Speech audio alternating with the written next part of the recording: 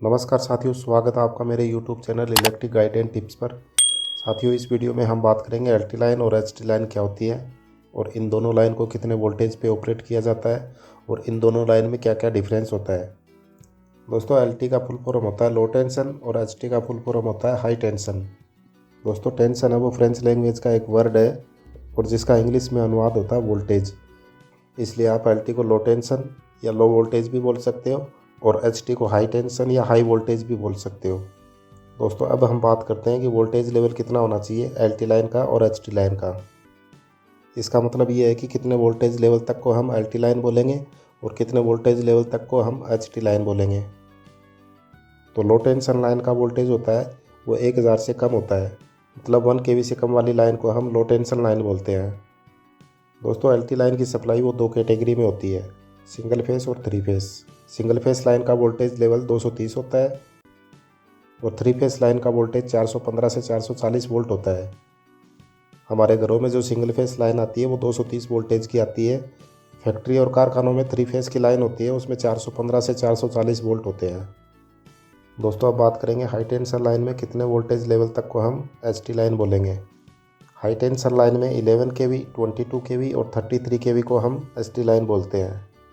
मतलब 33 kV तक की लाइन को एच टी लाइन बोला जाता है और 33 kV से ऊपर की लाइनें होती है उनको एक्स्ट्रा हाई वोल्टेज लाइन बोला जाता है। और इस तरह से वोल्टेज 1000 से कम होगा तो उसको एल टी लाइन बोलेंगे और वोल्टेज 11 kV से लेकर 33 kV तक है तो उसको एच टी लाइन बोलेंगे। दोस्तों, अब बात करते हैं कि फॉल्ट कौन सी लाइन में ज़्यादा होता है, एल टी लाइन में या फिर एच टी लाइन में। दोस्तों, एल टी लाइनें होती हैं उनमें ज़्यादा फॉल्ट देखने को मिलता है, क्योंकि एल टी लाइनें होती हैं वो लोड से डायरेक्टली कनेक्टेड होती हैं। मतलब जो लोड होता है उसके अंदर कंटिन्यूस वेरिएशन होते रहता है और वेरिएशन होने की वजह से एल टी लाइन में ज़्यादा फॉल्ट देखने को मिलता है। और जो एच टी लाइनें होती हैं उनके अंदर कम फॉल्ट होते हैं, क्योंकि एच टी लाइन में लोड डायरेक्टली कनेक्टेड नहीं रहता है। दोस्तों, नेक्स्ट पॉइंट है कौन से टाइप का इंसुलेटर काम में लिया जाता है एच टी और एल टी लाइन में। एल टी लाइन में जो इंसुलेटर काम में लिए जाते हैं वो मोस्टली दो टाइप के होते हैं, जिसको हम पिन टाइप इंसुलेटर बोलते हैं और दूसरा होता है सेकल टाइप इंसुलेटर। और दोस्तों, ये जो इंसुलेटर होते हैं वो ओवरहेड लाइन के लिए काम में लिए जाते हैं और लाइन में भी दो कैटेगरी होती है, ओवरहेड लाइन और अंडरग्राउंड केबल लाइन। और इस तरह से स्मॉल पिन टाइप इंसुलेटर और सेकल टाइप इंसुलेटर काम में लिए जाता है एल टी ओवरहेड लाइन में। और अंडरग्राउंड लाइन के लिए हम अक्सर भी आर्मर्ड केबल को यूज़ में लेते हैं। और एच टी लाइन होती है उसमें पिन टाइप इंसुलेटर और डिस्क टाइप इंसुलेटर काम में लेते हैं। और अब हम बात करते हैं कि इन दोनों तरह की लाइन में कौन सा कंडक्टर यूज़ में लिया जाता है। अगर हम एच टी लाइन को 11 kV पे ऑपरेट कर रहे हैं तो रेबिट ACSR कंडक्टर को यूज़ करेंगे। नॉर्मली रेबिट ACSR कंडक्टर का साइज़ 50 mm² होता है और उसकी करंट कैरिंग कैपेसिटी 157 एम्पियर तक की होती है। अगर एच टी लाइन को 33 kV पे ऑपरेट करवाना है तो हम लोग डॉग कंडक्टर का यूज़ करेंगे। डॉग कंडक्टर का साइज़ 100 mm² होता है। एल टी लाइन में मोस्टली स्क्विरल ACSR कंडक्टर का यूज़ किया जाता है और कई कई जगह पे विसल कंडक्टर का भी यूज़ किया जाता है। स्क्विरल ACSR कंडक्टर का साइज़ 20 mm² होता है और उसकी करंट कैरिंग कैपेसिटी 89 एम्पियर तक की होती है। दोस्तों, ये जितने भी कंडक्टर है वो ACSR कंडक्टर के टाइप है, जैसे कि rebate conductor, squirrel conductor, vessel conductor और डॉग कंडक्टर। दोस्तों, अब बात करते हैं कि एल टी लाइन और एच टी लाइन में कितने वायर का यूज़ किया जाता है।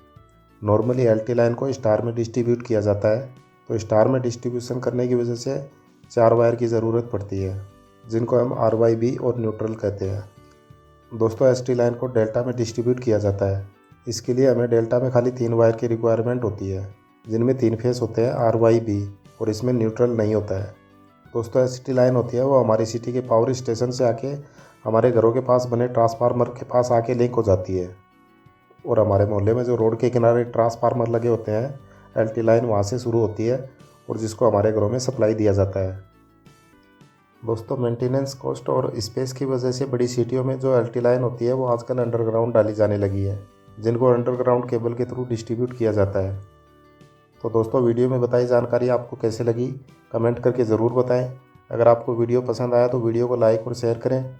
अगर आप इस चैनल पर नए हैं तो चैनल को सब्सक्राइब करके बेल आइकन पे ऑल पे क्लिक कर दीजिए, ताकि इस चैनल पे अपलोड होने वाले वीडियो के नोटिफिकेशन आपको मिलते रहें।